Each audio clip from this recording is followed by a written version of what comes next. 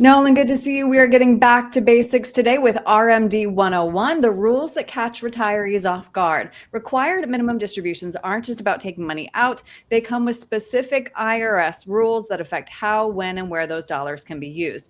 Understanding the basics can help you avoid penalties, manage taxes, and even support your favorite charity. So, number one, each account is separate. The IRS requires you to calculate the RMD from each of your pre tax retirement accounts individually. How does this rule catch people off guard?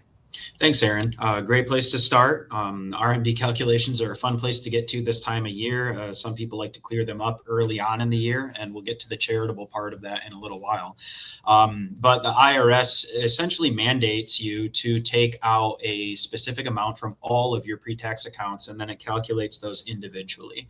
Now, this can catch people off guard one of two ways. Either one, you have old accounts you've forgotten about that are just kind of sitting to the wayside, and there's an RMD that you're either not aware of or you were supposed to take out and you just didn't because you forgot about the account. So that's one way. But the other way is your IRAs, you're allowed to consolidate your required minimum distribution across one account for all of your IRAs. But that separate calculation does mandate that you take out a specific amount from employer plans versus IRAs. So you cannot take out one big RMD to satisfy everything. If you still have an old 401k sitting out there, you have to take that one out separately. So that's the second way. Okay. Number two, you cannot use your RMDs to directly contribute to a Roth IRA. Why is that? Well, Roth IRAs, to put money into a Roth IRA, it's either got to be through earned income. So you have to have earned income, a job, some type of income coming in from an occupation, or through conversions. You cannot do Roth conversions with required minimum distributions. The government's essentially mandating that you take money out, get it taxed, and then you cannot put it back in a tax deferred or tax preferred account. Though, on the other hand, using an RMD for other expenses is okay. Once the RMD is taken, the cash is yours to use however you wish. Does that include reinvesting it in a taxable account?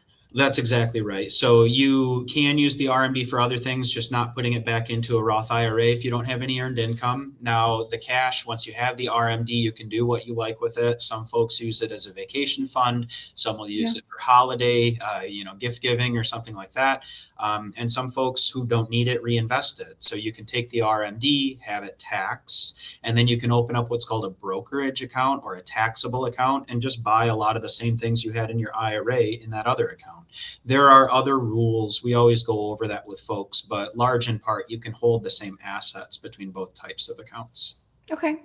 All right. Number four, probably my favorite. You can use your required minimum distribution for charitable donations. How does this work? Yeah, this has been becoming more and more popular lately as people are learning this rule. But essentially, once you turn 70 and a half, you are able to do a qualified charitable distribution. This is limited to those 70 and a half or older.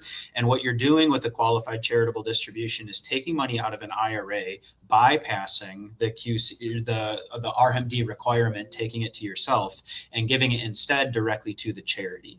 That way, you are not taxed for taking the money as income. And the charity's not taxed because they get a tax break on this QCD treatment, the qualified charitable distribution.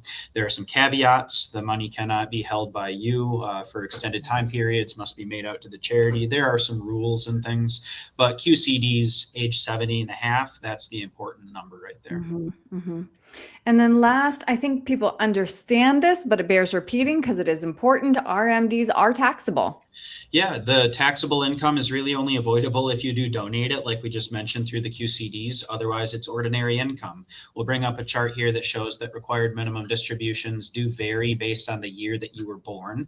So if you were born a little bit later, your RMD age is a little bit later, but everybody has to take these monies out of these accounts at some point in time, and that money's taxable unless you do something about it proactively, either through donations or doing Roth conversions ahead of time. These Roth conversions are where you're maybe paying taxes up front on a lot of this IRA money and moving it over into a Roth. Roth IRAs have the lovely benefit of tax-free money when you take it out, and they're not subject to required minimum distributions. So the government's not mandating that people take money out of these accounts. And even if you would, it's not taxable anyway. So there are some things you can do proactively over time, part of the planning process. And if anybody needs help with us or with that, they can just give us a call. Right, right. No, this is such an important conversation to have, especially for people who are really good savers out there and may not recognize that those RMDs can keep them in a very high tax bracket in retirement. So again, it comes back to proactive planning. Nolan, if somebody would like to talk that through with you, what's the best way to reach you?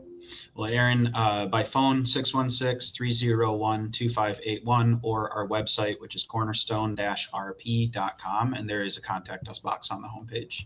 All right. Nolan, thank you for your time today. I appreciate it. Yep. Thanks, Erin.